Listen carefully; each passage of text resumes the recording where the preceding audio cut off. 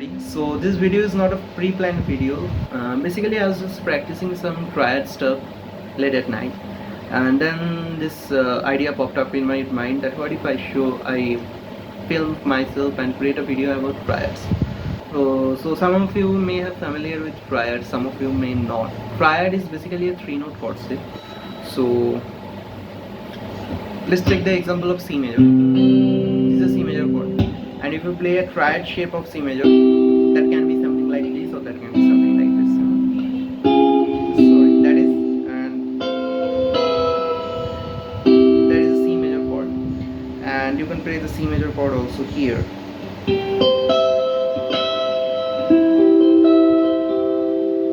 So it's something. So that is the idea. So we're going to talk about A minor scale today, and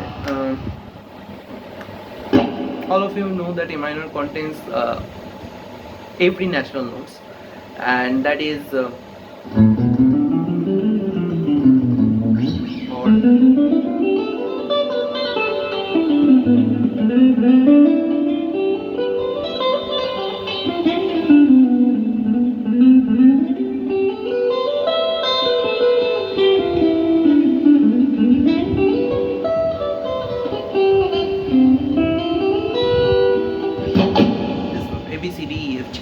So when you harmonize stuffs in A minor scale, you generally use your pretty old chord open chords in this is A minor, this is D minor, G major, F major, E major, this kind of stuff.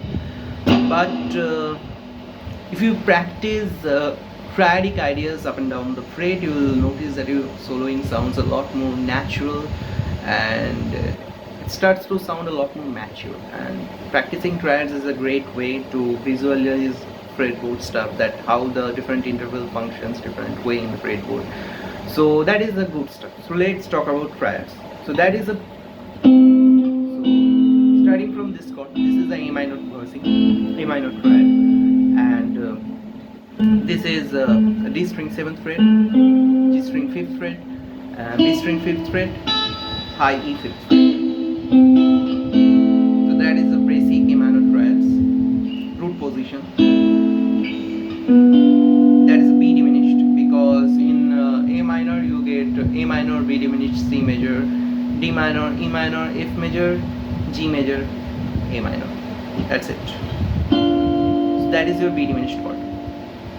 And this is basically, as you can see, if I keep the guitar in this position, this is D string 9th fret, G string 7th fret, B string 6th fret, and if you play a B diminished 7, you can extend the voicing like this. So it's D 9 in D, 7 in G, and once again 9 in B. But we're gonna play this one because the minor scale doesn't consist a G sharp note, which is this one I'm playing right here, because the G sharp is in the A harmonic minor, and I'm playing it like that. So this is the B diminished one, and this is another one. This is C major. So D string 10th fret, G string 9th fret, and B string 8th fret. That is your C major, and you can extend the C major like this. But that is a first inversion chord. We're going to talk about that later. This is C major, and then secondly you're getting your D minor chord.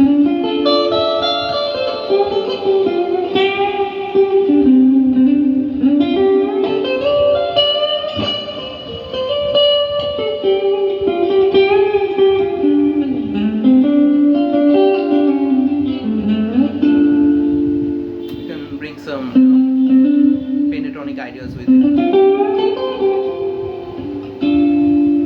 This is your old A minor voicing, and this is like D string 12th fret, G string 10th fret, D string 10th fret, E string 10th fret. This is D minor, and you can extend the voicing by playing this one.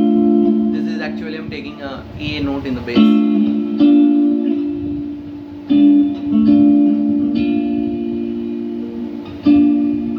But if you change the bass note from A to A flat, suddenly you have A flat. I'm sorry. This is a A sharp and B flat, B flat. So suddenly you will get a B flat major chord.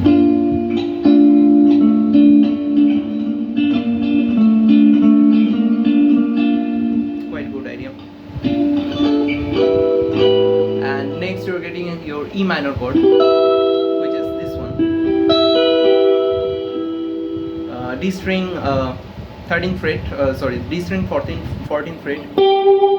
G string 12th fret, B string 12th fret, E string 12th fret. This is D minor, this is E minor, and then you're getting the 8th major scale, which is D string 15th fret, G string 14th fret, B string 13th fret, and then you're getting your G major. Like this.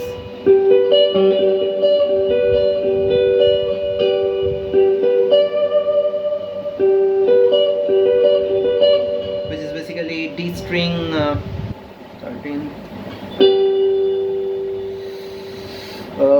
This is a little bit tough. This is basically D string 12, 13, 14, 16th fret. This is D string 16th fret and G string 15th fret, B string 14th fret. No. This is actually G string, D string 17th fret, G string 16th fret and B string 15th fret. 17, 16, 15. That is your G major, and then you're getting your A minor shape, which is basically this shape but one octave higher.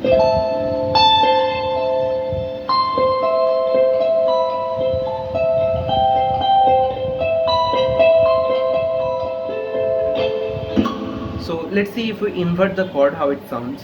So that is basically first inversion, and I'm just starting out the chord from the 3rd degree. First inversion A minor voicing, first inversion B diminished voicing, which is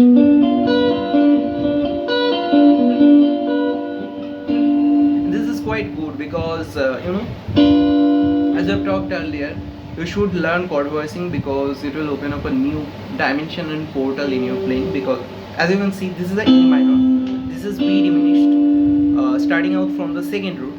And the funny fact is, if you play a G major right here, which is the 3rd chord, minor, B diminished, C major, sorry, A B C D E F G, which is the 7th chord in the key of A minor, you'll see that this is a G major chord, D shape, G major chord, and this is actually a G7th chord. But if you invert the B diminished, the notes of B diminished and G7 sounds almost identical, because G7 contains G, B, D, F, and B diminished contains B, D, F. So if you add a G note in the bass, it will become a G7 chord. So dominant chord and a diminished chord is the same, just a bass note, one of the bass note is not the same. So that is a B diminished, and this is a, also you can treat this as a G7th, and you can use this G7th in order to switch to a different key. So for example, this G7 can be 5th chord in the key of C minor, so you can play something like this.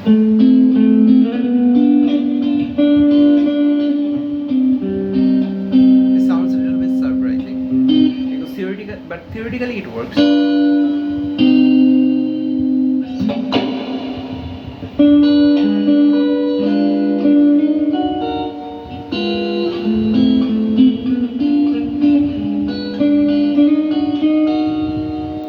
Something like that. A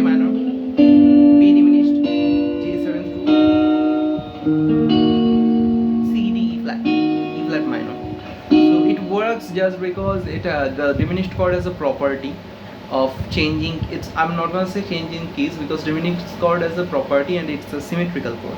So using this symmetrical chord you can change through different keys. We are going to talk about that later. That's why this type of progression working, you know, but it's not going to sound good in all contexts. You have to use it with some tricks, so we're going to talk about that later. A minor, this is B diminished, second inversion, first inversion, or G7, C major, which is basically just the upper structure of this chord. This is C major, this is also C major, so I'm using that one. And also D minor, first inversion, E minor, first inversion, F major, which is basically the upper structure of this chord, G major, this one, upper structure of this chord, and then A minor.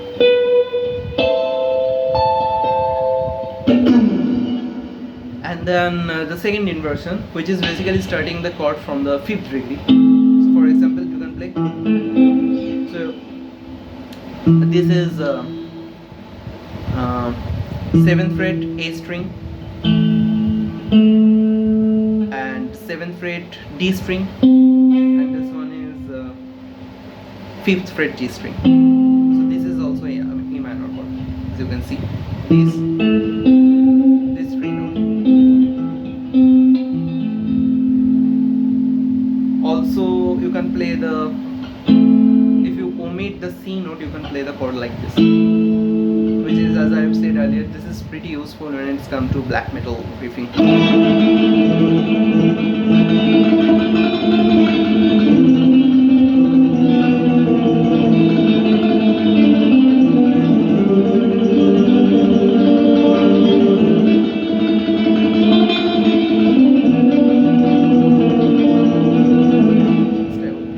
Some atmospheric stuff.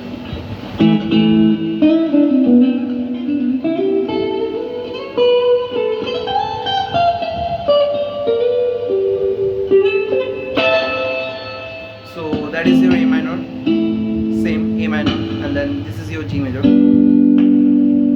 and this is G, A string 10th fret, D string 9th fret, and G string 7th fret. This is your G major, and if you extend the chord, you're gonna get G major 7th chord, which is basically, and because this is not the D major 7th is not in a key of A minor, so that's why it's sounding a little bit, dissonant. But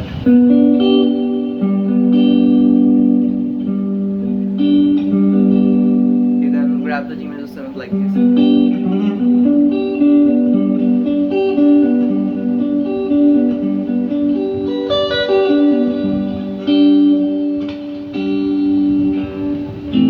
Sorry, this is not G major 7th, this is a G major basically. Pretty good chords. A minor, G major. So if we move scale wise, we're gonna get A minor and then B diminished. Same principle happens. Same principle applies here. That it's second inversion B diminished chord, which is basically a F diminished. Okay, because B diminished contains B, D, F. I'm talking about triad, not in terms of 7th chord. So if you consider 7th chord, you're gonna get something like this. Once again, pretty useful when you're solo over some black metal tracks.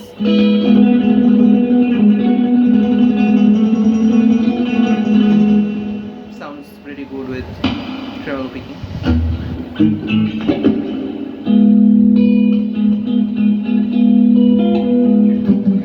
So that this is your